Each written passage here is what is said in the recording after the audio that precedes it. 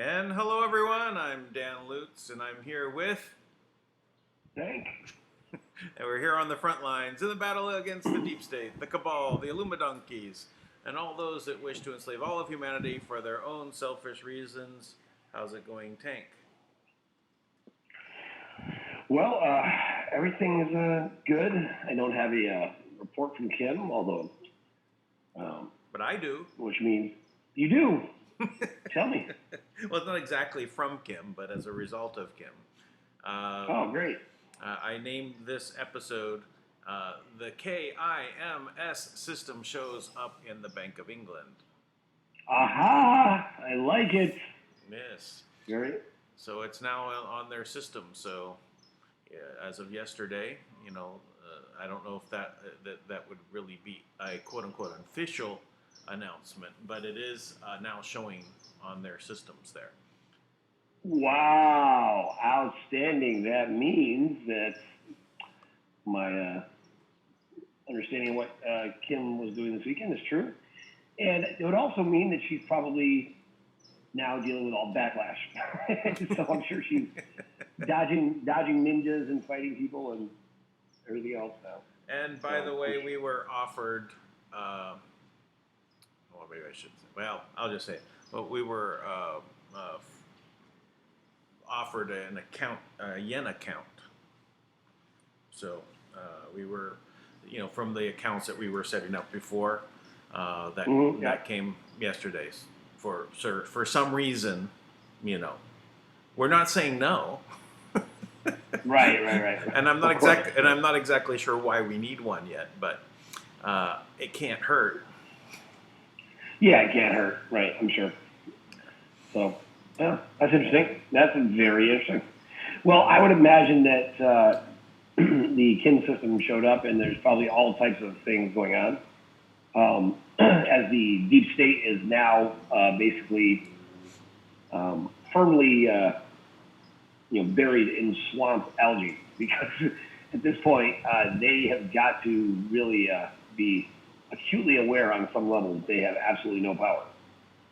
So, yep, that's fantastic. Yeah, so they're still in they're going through convulsions. They're having epileptic fits. They're, writhing in pain. They're don't know what to do because there's no one giving them orders. Well, we can fix that. I mean, I feel like right away, right?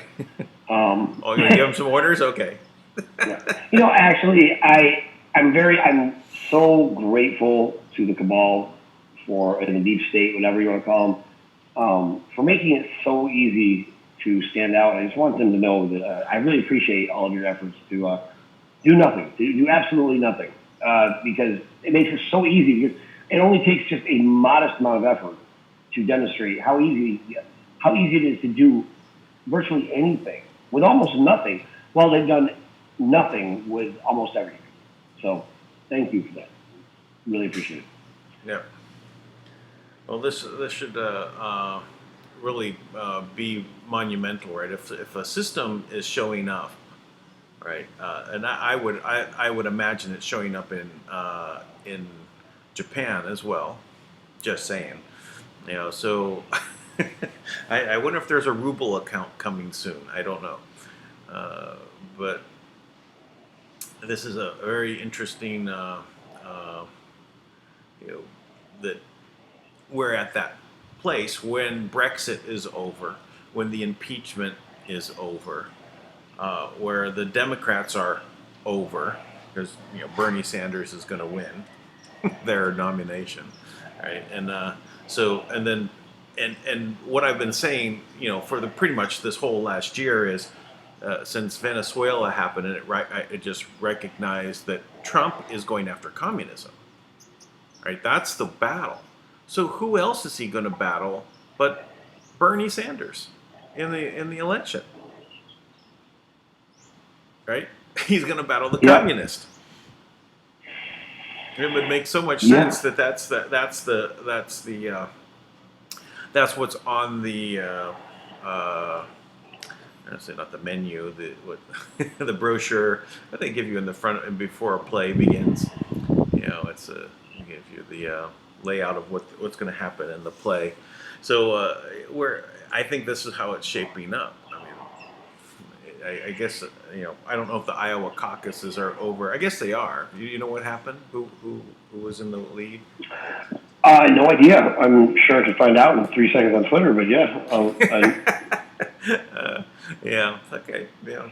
Well, the only thing I saw today, the whole day, it just made me laugh. Right? It was like Jim Jordan and Mark Meadows, I guess, right? And they were being interviewed by Fox, and Adam Schiff comes out and he's like, it was the most like I cannot fathom that Adam Schiff keeps saying the same dumb thing, right? So Adam Schiff comes out and says, "I have no regrets. There was really no other option." He goes, and as the Senate stated, we proved our case. I'm like, you did? What was your case that you're inept? Like, what are you talking about, right? So Jim Jordan and Mark Rose were just kind of laughing, like, and you say he had no regrets. They were like, you believe that? He's like, no, we don't believe it. He lied 3 times to the American people. I mean, it happened where Adam Schiff came up while Jim Jordan was there and they were doing an interview. The Schiff showed up. They were like, I don't know, the two of them like standing outside in the cold with jackets on, and they were being interviewed live, in Fox somewhere. But I thought Adam Schiff showed up while that was going on. No. They played they played a clip of Adam Schiff. Okay, all right. That would have been something. What's interesting, and I was thinking about this now, because we were saying that like nobody's under oath, right? In the Congress hearings and all that stuff, right? But you know what? They are all under oath. Yeah, they all are in the Senate. Yes, they're all. No. I'm saying all of Congress. They all have an oath of office. So, as part of your oath of office, shouldn't it be against the law to create? I'm sure it is actually, like to create lies to try to conspire against the president. Isn't that against the law? I mean, if not, it should be, right? Well, I do know that they are all under oath in the Senate, including the House managers. So right, they all signed off on that oath. But I'm saying that there is an oath of office. Yes. In their oath of office, like if you are conspiring to get, things to incriminate the president. I mean, personal things, right?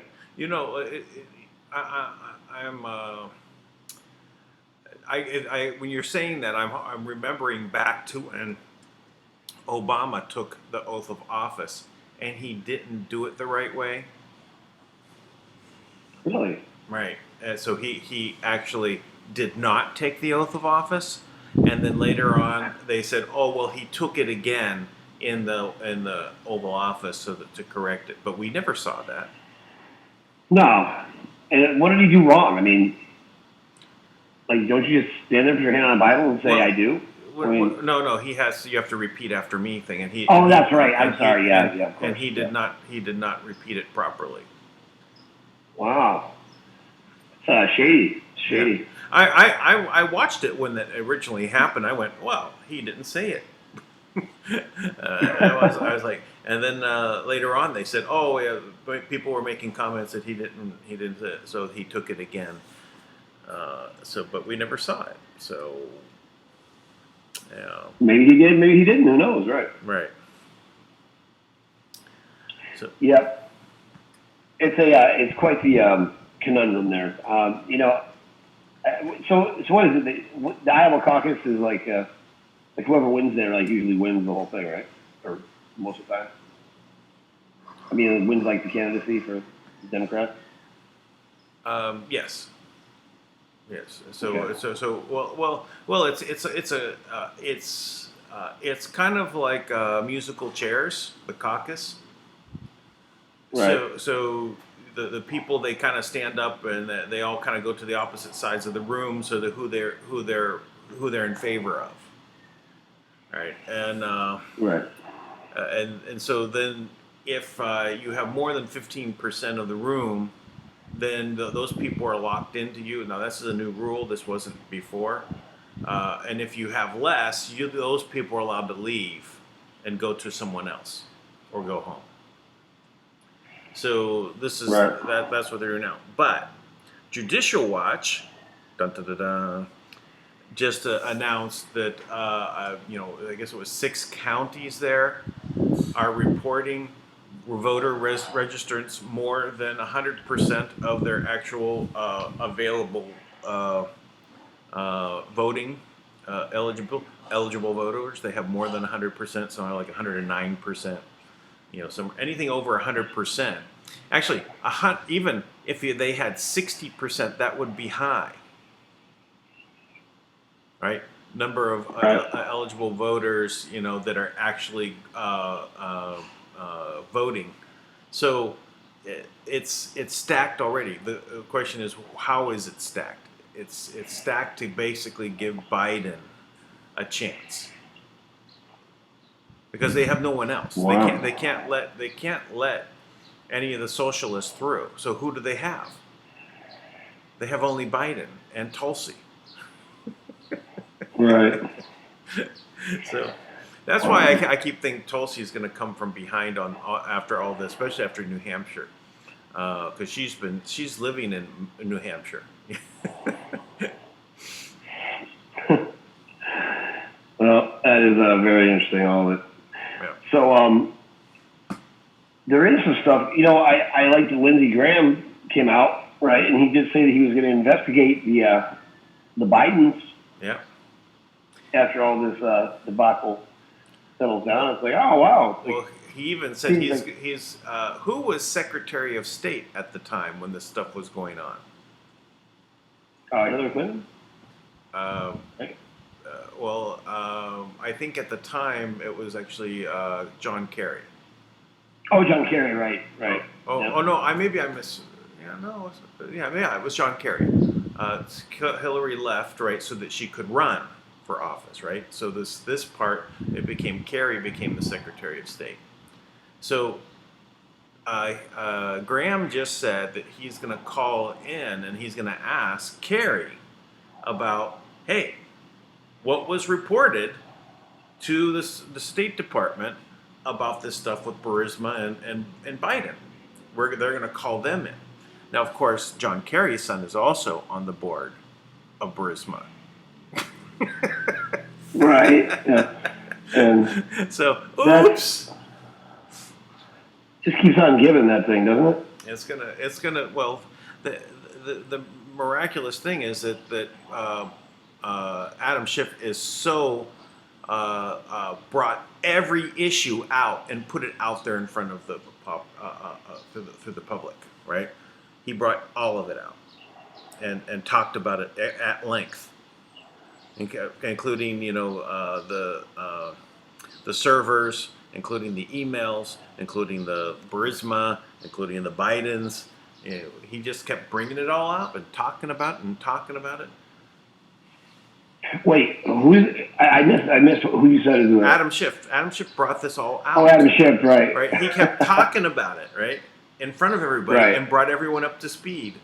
Okay, now what's the other shoe going to drop? Right, boom. Right, this is when it's so okay. Well, now everyone wants to know. Well, what's the story? So this is this great. This is the whole part of the Great Awakening. That's the whole reason to do the impeachment. That why Trump, White Hats, whatever, organized this to put them on impeachment for something that he couldn't. The perfect phone call that he couldn't get, literally thrown out of office on, which I think was a complete setup, right? I believe they set him up all on purpose. Put the conversation, this plain old conversation, on the secure server to make it's secret, right? Whisper in some ears there, you should have heard what he said on the call. He was, right? And then he just got them all to bite. And they bit hard. Yeah. What's so amazing, right? I mean, this is just absolutely mind-blowing to me, right? So Chris Cuomo was Rudy Giuliani, right? I'm going to read, this is the conversation that was said live on air, okay. Right? So, they're so shady. So Chris Cuomo is like, yelling at Rudy Giuliani.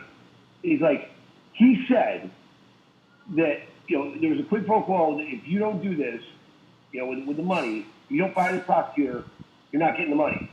And then you see and then they show what Joe Biden says exactly, right? Like verbatim is like, he's like, he's either fired or you're not getting your $1 billion. He says that outright, right? It's so obvious. And then Giuliani's like, go watch it and then apologize, right? And like Cuomo, and then Chris Cuomo had the nerve and audacity to come back out in a tweet, right, and respond with like, "It's BS," blah blah blah. I'm like, how can you say it's BS? It's actually taped. It's there. It's obvious. Man, that's why that's why they're cutting their own throats, right? They come out here's the rope to hang yourself on. Just go ahead and do it. Go hang yourself. Oh, jeez. So weird. All this stuff. So creepy. You catch the Super Bowl last night? Not one moment of it. I have not watched football. I have not watched a single game this whole year. I didn't even know who was in the Super Bowl until last night. I didn't know until I heard who the winner was. The Chiefs. Yeah, and actually, I don't know who they were. I don't know who they were playing against. 49ers, and I'll tell you, it was not the Joe Montana or the Steve Young 49ers either. By the way, they did not even close. But but I gotta say, I do. The Chiefs. I mean, I'm a Steelers fan, but I like the Chiefs too. Well, I find it interesting because the only reason I knew it was the Chiefs was because the president's tweet, right, and he had to come back and re-edit the tweet because he said Kansas City and Kansas instead of Kansas City and Missouri, right? So he was thanking, he was congratulating them for the win. That's how I knew that it was the Chiefs. So, and when it happened, I was thinking, oh, okay, so now it's the Indian tribe wins, right? The Chiefs. Right. Right. And so now it's against the 49ers, the gold miners. It's really interesting. I actually, coincidentally, I spoke to Chief Tomahawk of the Cherokee Nation today. And Chief Tomahawk is over all of the law enforcement for the entire Cherokee Nation. So he's very much about bringing back and really, to protect the people. Now, he was a U.S. Marshal for 38 years, right? So he broke down. We had a great conversation. We were going through all the things we were doing, and he wanted to, talk about partnering up. And so we were discussing actually implementing this American Republic Marshals instead of the militia. And he and I agreed that the militia has kind of a negative connotation, just based on, right. The way it's portrayed. Right. But the American Republic Marshals, now the Cherokee Nation has their own marshals, right? And he's over them. So we were breaking it down, saying how what really needs to happen is in every one of these courts, right, that these judges and the court clerks and the attorneys, they all need to know that there will be 2 marshals in every one of those courtrooms who are recording whether or not they have constitutional violations. And if they do, they record everything, they draw up the report in the moment and take it right down and file criminal charges against them. And I was like, that is brilliant, right? So we were talking about today about creating this, deputizing this massive, American Republic militia, marshals all across the country. That's amazing. That is pretty amazing. I was really excited about that. I was so happy. I obviously asked him, immediately if he could deputize me. So I'm like, I'm about this, man. This is great, right? I want a Cherokee Nation Marshal badge. Yeah. Well, he's got a great name, Tomahawk. To be a marshal. Oh, I told him, I was laughing with him. I'm like, you have the Chief Tomahawk? I mean, that's great. That's the best name ever, man.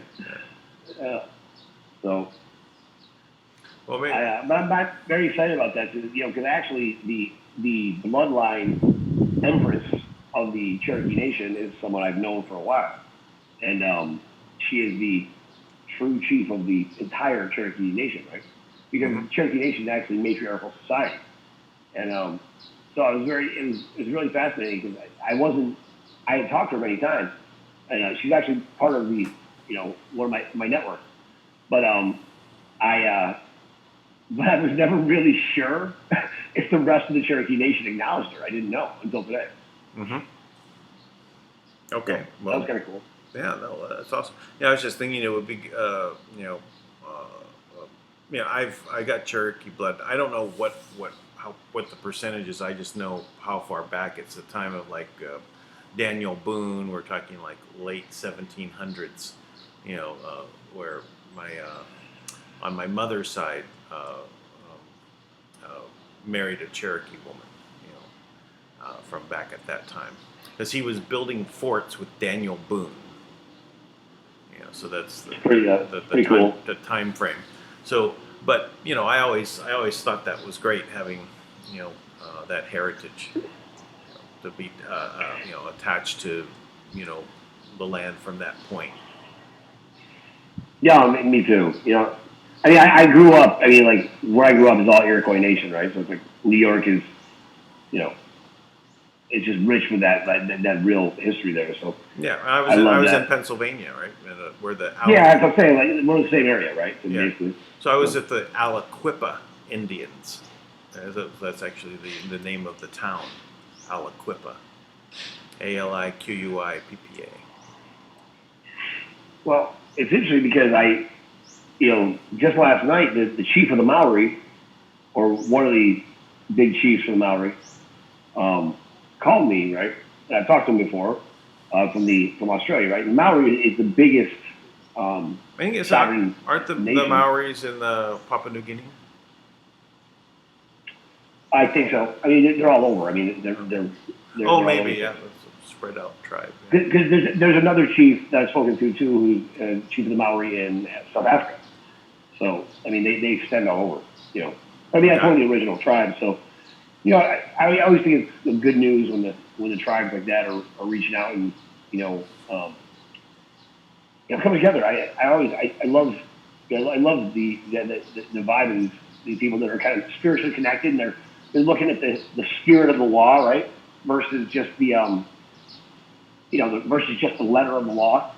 And this guy was really, I mean, Chief Tomahawk. I was so happy to talk to him because I really wanted to talk to some U.S. Marshals or retired U.S. Marshals. And it's a category of law enforcement I really have not had in my network. And to talk to him was just so it was so refreshing because he was talking about Title 18 is the real law, right? He's saying now they all have to be educated in Title 18 because that is the law of the land. That's what draws out what law enforcement should do. He said, and they're not even being taught that anymore. The sheriffs aren't even being taught that, right? But it's the sheriffs and the U.S. Marshals who are really that represent the people, right, in law Right. enforcement, and they're the only real government law enforcement. So everything else, the CIA and FBI and NSA and you know They're all whatever else out McDonald's. there, yeah, like They're all they're, franchises of a franchise of a franchise. right, they're private corporations, doing whatever, owned by the United Nations or Rothschilds or whatever. So, just talking to him, I realized, like, and he was talking about establishing this lawful body, and I was like, that is great, that we are very much in agreement. So, and the Cherokee Nation is actually recognized by the United Nations, right? Mm-hmm. So they have their own place. And here's what I thought was really compelling. So within about within about 10 minutes after I talked to the chief, he sent me like 100 documents at least, right? I mean, within 10 minutes, everything that you could possibly need to crack the code on what is kind of out there in the world, right? To actually reinstate lawful authority of the government. And one of the documents that came back was talking about indigenous Native Americans, right? Mm. And he and I were talking about it, and it's something I've said before, and I talked to one of our guys about, who's a veteran, and he confirmed this with me. And I said to him, I was born, I'm indigenous to America. In addition to like I was, raised, Yep. Up in upstate New York, right? And I actually have, Iroquois background, but I'm indigenous. I'm Native American, right? And he's like, and you could feel the man smile. He goes, that's right. Yeah. So when I was looking at the document, what I realized is we actually are all covered. Everybody who is Native American is covered in the actual, in the, uh, the U.S. codes, in Title 18, as well as by the United Nations, where they say outright that you can't, the indigenous Americans have the right for the basic care, custody, and control of their children, and their families cannot be broken up, and they have the authority to raise their kids in the manner in which they see fit, right? And including it says something there about health or health and wellness or health, their health care or whatever. And I was like, wow, I never would have thought to go to a document like that to bring that into court to be like, here's why you can't do it. Yep. You know? Yep. Here's why you can't do what you're doing. Yep. So that's it. And the attorneys are not going to do it. right, Yeah. the attorneys is definitely not going to do it. No. Well, you know, this is He- this. I know exactly what you're talking about because this is why we formed Entente, right? We were all indigenous. We formed our own indigenous group, a tribe, Entente, right? We had our own lands that were went back to what we referred to as Deseret, which is a Mormon territory, because it was actually land that was literally stretched from Los Angeles to Texas up to Canada. It was that big of an area that was all owned by the Mormons, and they had to. The biggest part of that came from a land that was from Spain that went into the hands of one of our Entente members' family. And so they still had the original documents. So we claimed that as our territory, even though there's no way to really enforce and say, okay, everyone off the land. right. Yeah, it's like, oh, we'll take Los Angeles back. Everyone out of here. So it doesn't. Everyone out. Everyone clear out. We got things going on. Yeah. Yeah. The court case would be going on for about 200 years. Yeah, but the land does belong to the people, right? So right. Wherever you're born, you're indigenous to, right? So if you're right. wherever, and there is a spiritual connection to that. You could call it a metaphysical connection, however you want to put it, and that's even why there is influences by what part of the world you are and the date in which you're born, and astrology and all this has some bearing on things. So but it does matter where you were born to. Absolutely. I think about that stuff all the time. I was born in Elmira. Well, my hometown is Horseheads, but I was born in Elmira. So the preachers would always say Elmira means to see God, and then Elmira is Jerusalem Hill. So I always think about that. Well, it makes it easier to see God. Yeah, there you go. Right? Exactly. Yeah. So I think it's good. Try to coming out. I always think that's a good sign. And just getting general reports of what's going on, and actually hearing what you said about the Bank of England, I think is best news I've got all day, because that says to me, hey man, we're in operation, we're in business, right? Yeah. Can't be too long. And we got a yen account. And yen. I don't know. I didn't even know I wanted it. I didn't know I wanted. Well, I'm not going to refuse it. That's it. So it's kind of like, yeah. We have things being cleared away for reasons, right? I don't quite get it, but unless I know over where I'm at, I'm not far away from Japan, but. I was back and forth. I really have been battling with banks, right, for a number of years. And over the past 2 years, really, because I had a lot of weight behind what I was saying, because I had a whole new understanding of the process, right? So I was going in to banks and just, I would have things set up and they would like suddenly disappear, right? And the bank manager, who would be like my best friend, like he would be told something, and next thing you know, the guy would like totally flip on me, right? So I've watched this happen. I've gone through this process where I don't care. Like when people get like sheepish, right? They get embarrassed. I don't even get embarrassed anymore, right? Because I know I'm right. So I don't care. So I refuse to be embarrassed by their ignorance, right? So, but I mean, like I've not made any friends in the local banks, you know, and definitely not in New York, because I've been in huge arguments with like, you know, the head of like humanitarian services at Chase, right? Like executives, where I'm trying to bring in, you know, a couple $100 million, and I've had the global security team, which is a total fraudulent group, right, of mercenaries that called me up and basically laughed at me, right? Like, you don't think you're really going to get this money, right? They're just going to give it to you. He goes, this is a scam. I go, it's not a scam. I said, check it. And I'm like, what do I look like to you? I'm like, do I look like a normal person that you call up and threaten and they get scared of you? I'm not scared of you. These guys. So sick of hearing about them. They're so used to just bullying people down. All right. I hate it. You know, I really hate bullies. It's my biggest pet peeve. I don't see how anybody could get satisfied by being a bully.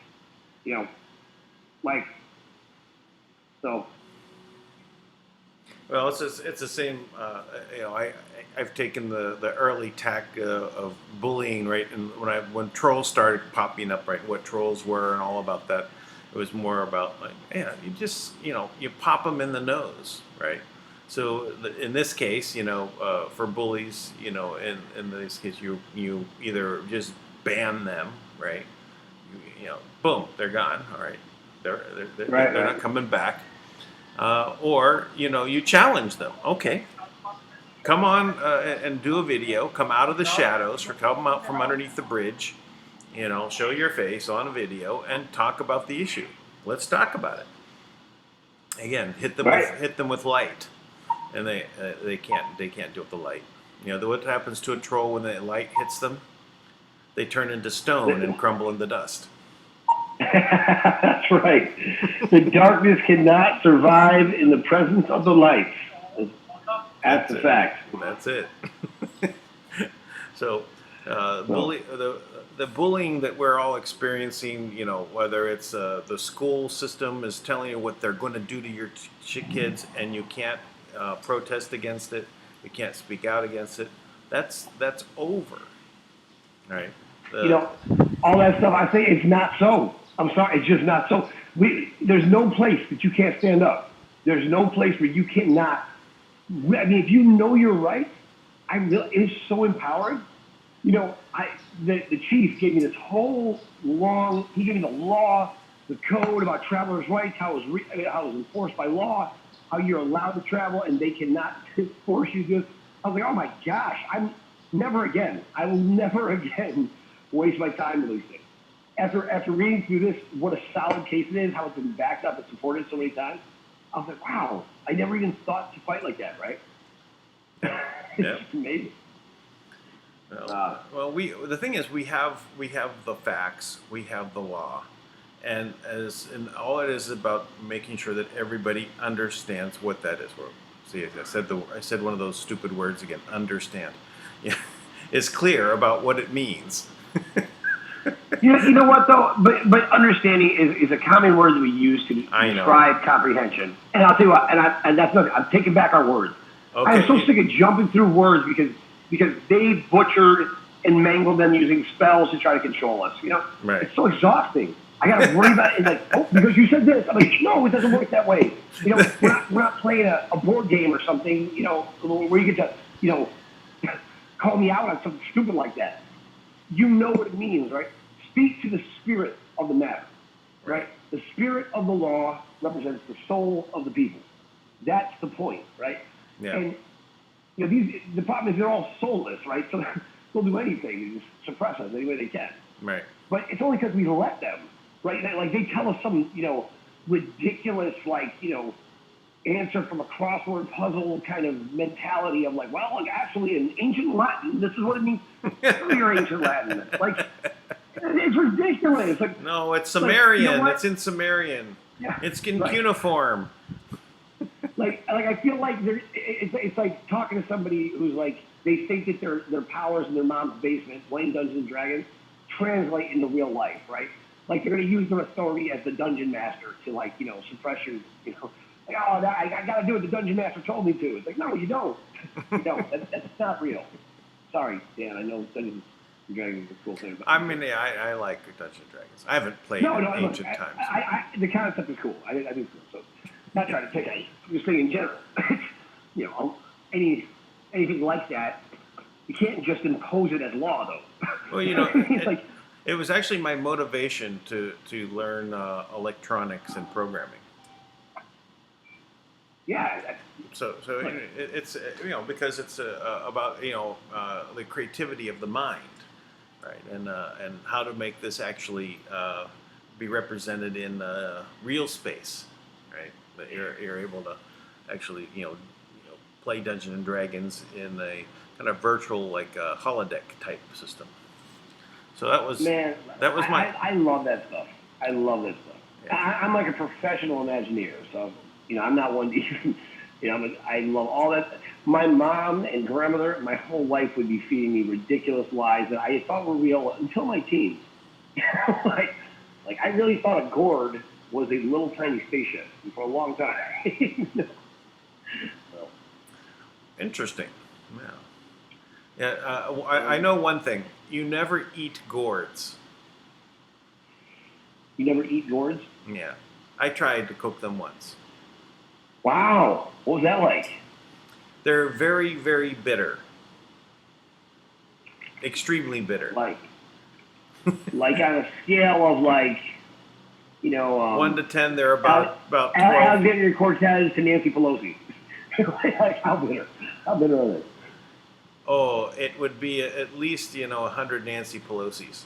Wow, that is bitter. That is Yeah. bitter. I mean, it's almost like you can go into convulsions. That's how bitter it is. Wow. It's crazy. And it actually here in the Philippines, bitter vegetables are on the diet. It's so there's actually literally grown vegetables for the purpose of eating them because they are bitter, but they're cut up and they complement the meal in a way. So sure, yeah. But I'm not talking sour. I'm talking bitter. Wow. Yeah. Yeah, one looks like a shriveled pickle. It's kind of crinkly. Kind of. But good. It's usually served with eggs. Kind of like in a kind of scrambled eggs kind of mix. Throw in some tomatoes and onions. I will. I'll look around for that. It sounds awful, but but maybe it's delicious. I don't know. Yeah.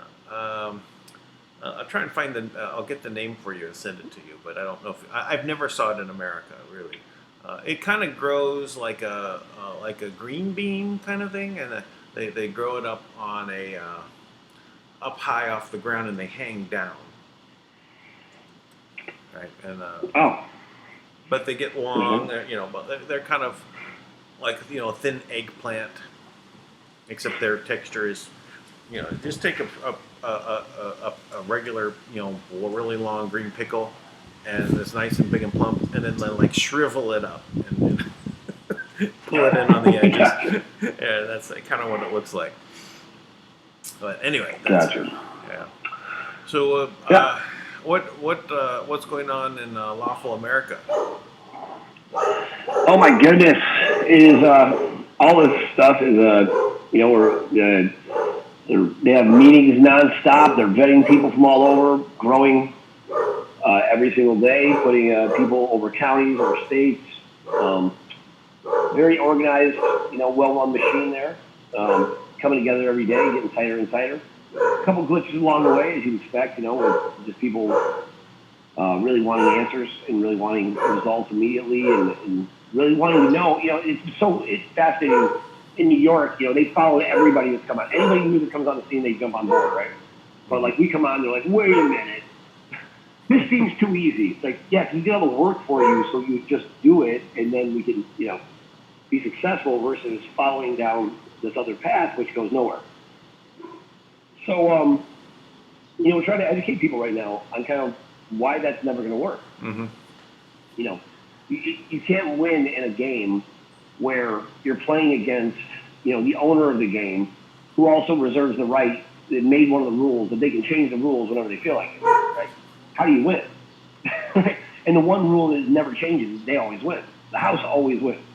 So it's like, there's no place to go there, right? At the end of the day, it's like, even the setups, like what I realized in talking to all these different people, one of the things they do to people is they'll put these cases that are like, going to be where they know they're going to do something horrible, and they'll put those cases all the way to the end of the day.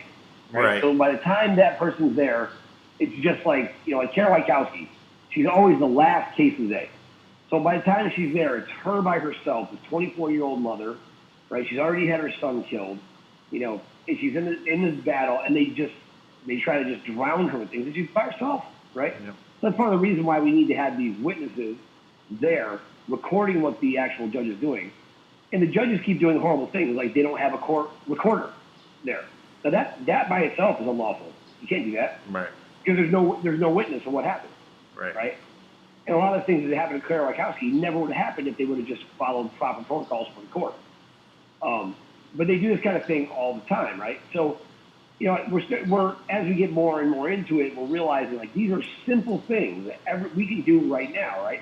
We can put two people in every single court in the country every single time that you have, a questionable case in there, right?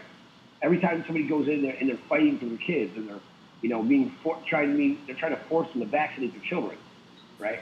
Or, even challenging, all these things. Like, and we have to challenge the fact that, like, why do you think you can submit any of my information, my private information, to Child Protective Services at all? Because that's what they do, right? Mm-hmm. They submit it to Child Protective Services. Now that's a strike against you, and one more thing happens.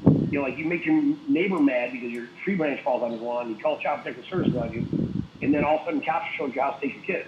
Right. So we're also sending out notice to every single police department in the country, every sheriff's department, every law enforcement agency, to let them know that there's a whole letter already written up, I believe, that basically says, if you participate in any way to try to take a child from a home based on the direction of Child Protective Services, you are in violation of the Constitution and you will be held responsible in your personal capacity. Meaning if you follow that order from your sergeant and you go do that, we're going to make sure we come and get your house. Yeah. So, and that, by the way, is well within our rights as a people. So, and that is the kind of step that we have to take to let them know, like, you think you can come take my child? You're out of your mind. Right. You think that's going to happen. Yeah. So. No, that's wonderful. I'm glad to hear that. This one more step forward. Let's keep taking our steps.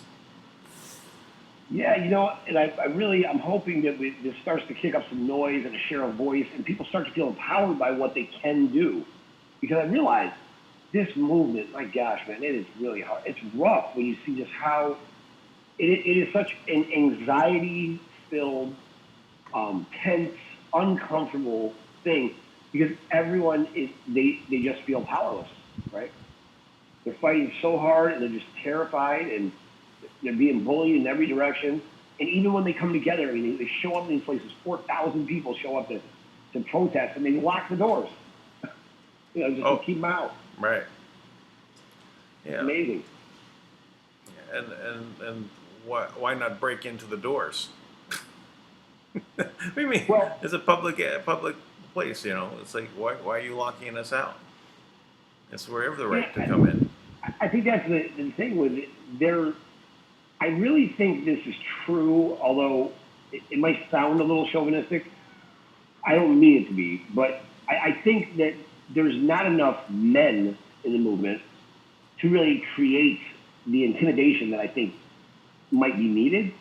Not intimidation, but just, I don't know. For some reason, it just seems to me like they're bullying this because it's a majority, probably 90% women. Mm-hmm. And I think they're kind of bullying them, is what I think. And I think the men that I see stand up, I'm seeing more men stand up. I really think, it really needs a balanced presence of men and women, because we're the fathers that are losing their kids. They should be just as involved as the mothers. Or where are the fathers fighting so the kids aren't vaccinated and poisoned, right? Right, right. But well, they're in the basement of their mother. Yeah. What I mean, playing Dungeons and Dragons. right, exactly. Right. Trying to say it's not their fault, right? Yeah, Yeah. drinking Nah. Mountain Dew and going and getting psychotic from the fluorescent dye they put in it. But there's a big movement coming up in Boston, right? And if I had the money, I'd go up. I really, that's why I'm frustrated about the funds, right? And I pray the money just comes in and I can just go up, because I really want to support them, because there's a very big bill coming up, right? And they're trying to pass, and basically they're trying to introduce, like sex ed, like for like kindergarten and stuff like that. Like, my God, how can anyone justify that? Yep. Right? And it's just it's so tragic to me. It's like, you cannot. What 5-year-old needs to know anything about sex? They don't need to know anything about that. 5-year-olds are androgynous. They're just kids. They don't care. They're running around playing, jumping stuff. Like, let them be that. Yeah. Yeah. But so yeah, so that's going on Wealth America, man. But it's Michelle's doing a great job, and her vice president Michael's doing a great job, and her whole team. They set up a whole. They just got to use like Robert's Rules of Orders to set up a very formal executive team there, and really well qualified, writing amazing documentation that will be publicly available. A matter of fact, I need to get somebody to kind of help me with the website. Like, I just get behind. But yeah. Well, you did, when I was active in the Isaac Walton League, we ran by the Robert's Rules of Order.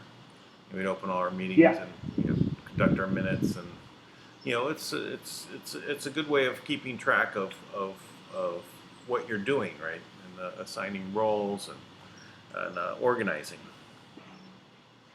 Yeah, that's how my religion ran. And that was for 20 years, and I was a superintendent of the class, so I'm familiar with it, and I agree. I think it's a very effective way. There's always kind of a standard that you go back to, right? And then when you're working with a lot of people, you're always working out personality issues. So I think that kind of like gives you a basis, So definitely worth it. Yep. Yeah. So how's the Kringle? What's going on with the Kringle coin, man? You selling? You working? How's it? Yeah. Well, since what we have is a gold grain coin, right? So each coin is the value of a grain of gold, which is like a Starbucks coffee, right? So think about what the value of that is, since what they call this is a stable coin, meaning that there's something behind it. It's not a vapor coin. So since we're tied to the gold price, we need, in order to, let's say, like we're the coins are being picked up and people are getting them, and we're growing. That's great, but people in the crypto world, they want to see certain things. One of those is they want to see you on CoinMarketCap. Well, if we went to CoinMarketCap, we'd have to say, well, we're a stable coin and we're locked into this. They say, well, how are we going to get the price to list it on here, right? Because I said, well, we have to give them an API, so we have to finish building our API and then be able to provide that to go out onto like CoinMarketCap. And then same thing with other exchanges, right? There. So, well, how do we keep track of your price? Well, we have to give them the ability to do that. So that's kind of like what we're doing right now, is that next step. And it's going to take us about 2 weeks to get that done, and then it's the process of getting those groups to then work with what we're doing. So that's one of the things going on. But besides that, on the technology side, everything's functioning and working, and we're getting we have a affiliate program, right, where you can build up a team. What are you doing? There's a lot of weird noises. By me? Yeah, you. Oh, I don't know. Nothing. I'm just sitting here in the car. Okay. Oh, but there was a truck next to me. That's why. Oh, okay. That's what is that?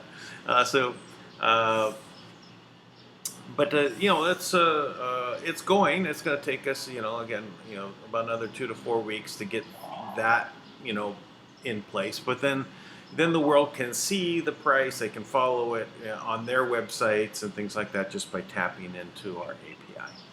And so that's that piece, and then building our own exchange is also part of this, where people can literally, if they would like to do day trading on with gold coins, right? They'd be able to do this. So each grain, and they can buy them, sell them, against Bitcoin or Ethereum or the other cryptos. Again, not getting into fiats, right? Because we don't want to cross over and deal with those, because those are securitized debt instruments. Right.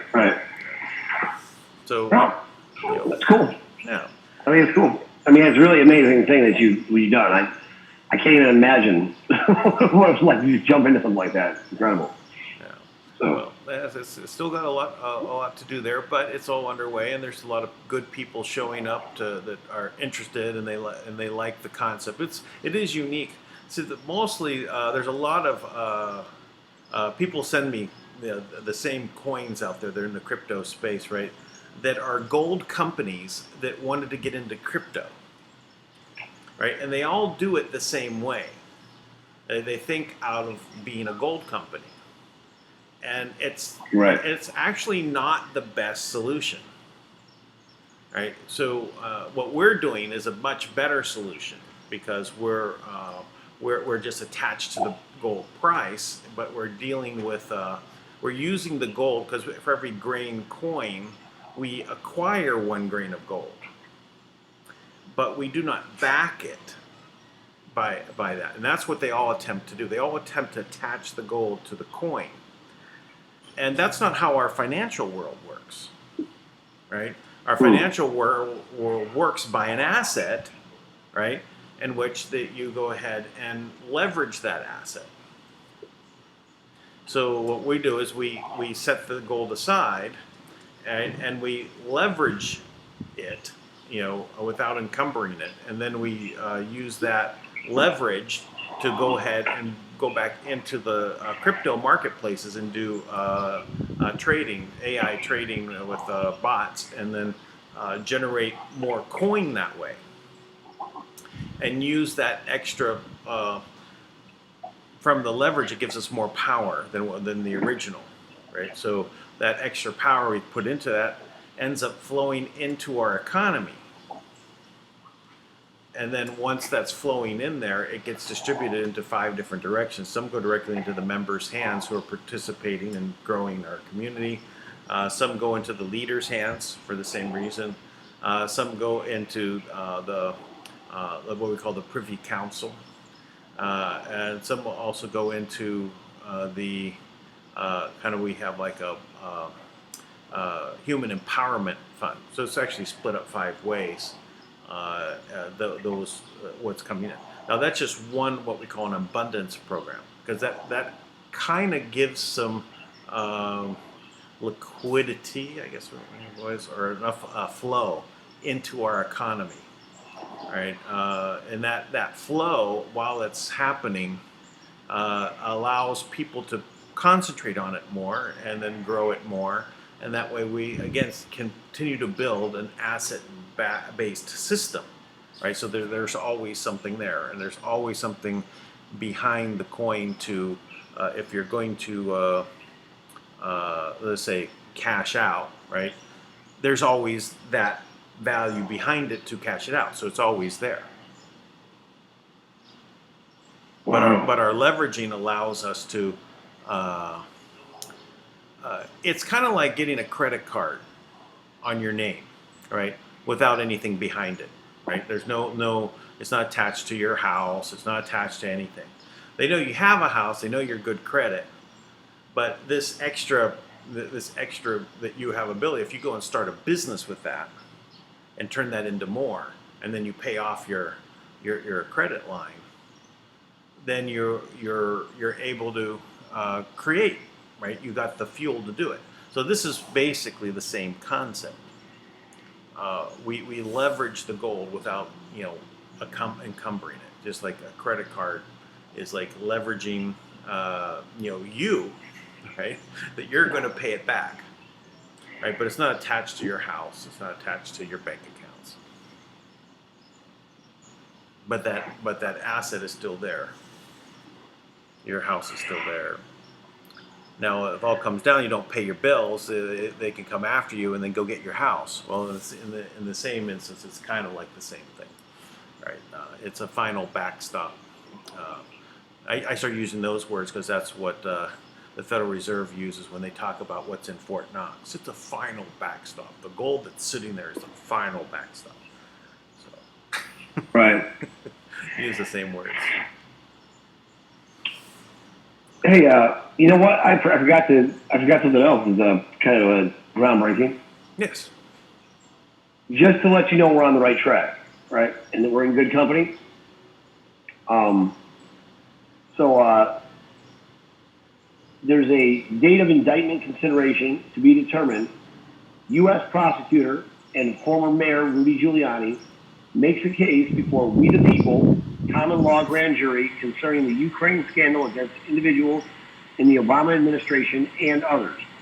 When the last episode is posted, we will announce a date and indictment for consideration. People who intend to be jurists for this case should be listening to the evidence as it is posted. This is from the National Liberty Alliance. Well, how about that? Well, that's pretty amazing. So, is there a connection then between National Liberty Alliance and what Giuliani's doing? Yes, Giuliani is presenting to the National Liberty Alliance because because John is he's recognized as like the National Liberty Alliance. They're the ones that have the key to the actual grand jury, right? They are the ones entering it into the court record. They reinstated the grand jury officially nationwide. And I'll tell you what, that gives a lot of validity to what we're about to do against New York State. There you go. And then Giuliani, you'll be interviewing Giuliani pretty soon. Yeah, so that's pretty cool. Yeah. That's pretty cool. No, that's amazing. Yeah, I know. And all before our first year anniversary coming up. Yes, indeed. And I'll let you know that days. When you have the president's personal lawyer, right, who's actually putting that out there to the National Liberty Alliance, that's a pretty big deal. So wow, I would say that is the biggest deal, right? To basically, yeah, that is the biggest deal. Yeah, because this is where things come back into the light, right? This is how these get. Well, we have a grand jury, so everybody knows in the back of their mind about grand juries, right? But they don't know about them, right?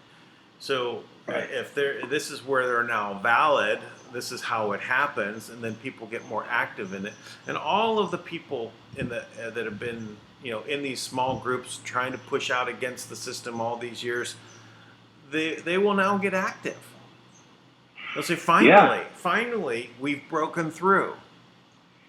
I mean that really, what I appreciate about that is you have a real endorsement from a real. Rudy Giuliani has been an absolute pit bull for the people right now. I mean, and it shows that President Trump endorses it. Yep. And I know Kim endorses it as well. I know Kim endorses the National Liberty Alliance. And so, in Lawful America, we're just going to be putting together a presentment to support that. And, there's obviously some people that need to be investigated from Child Protective Services. That's something we have coming up. We have another case on the fluoride in the EPA. And, we have several cases that are going to be working simultaneously so that we can attack on all fronts.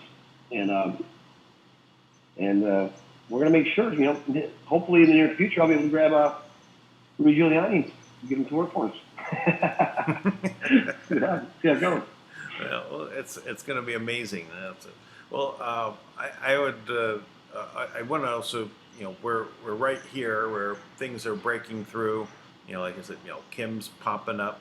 I'm still trying to check here in the Philippines if it's here, if they recognize it yet, because that will be like a big step forward for what I've been trying to organize here, right? But we're you know if we're able to get things rolling right now, we'll give Kim my congratulations for making it into the Bank of England. On their I system. actually, as soon as you said it, I made sure to send her your wishes. Okay. So this is going to be amazing. Well, I mean, it should happen now then, right? I mean, let's let it flow. It's like let the money come.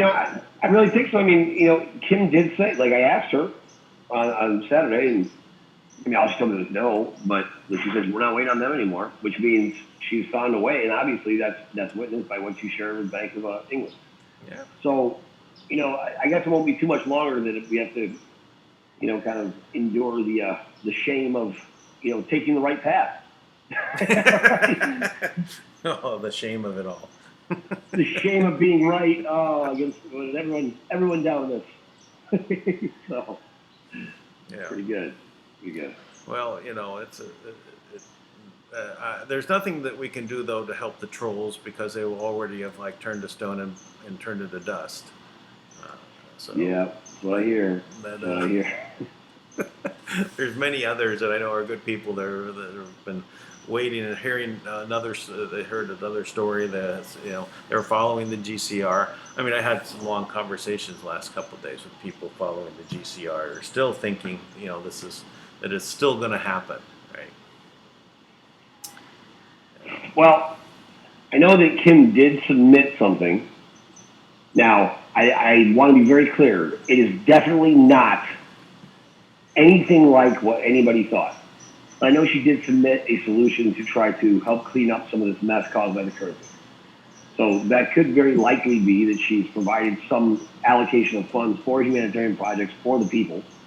And I would imagine just based on what's happened so far, that that would require an actual representation from the people, probably in every country, right? So now this is, just very limited information. I'm just kind of speculating, but that sounds about in line with what Kim and I have talked about before. So, I believe that that you're really witnessing the true independence of the people of the whole planet. So that's exciting. Yeah. Yes, it is. Yes, it is. Yes, it is. All right. Are we good for today? Yeah, man. Appreciate it. Thanks so much for everything. Well, you have a great night. You hang on for a moment. We'll say goodbye to everyone. I'll talk to you off broadcast for a moment. All right, everyone. Cool. Be sure to subscribe. Spread the video. Spread it. We need it. Got to get people motivated to get into gear. So let's do it. All right. Bye-bye, everybody. Bye.